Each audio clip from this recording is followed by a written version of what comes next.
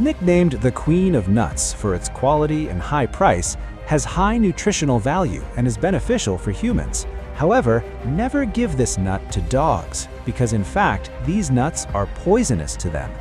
This is a macadamia nut, native to Australia. The name is taken from the name of Australian chemist John Macadam. Because of its hard shell, it must be opened with a tool. The nut tree, which originated in Australia and then to Hawaii, was only used as a windbreak, but has now become a valuable commodity for its nutritional value and flavor.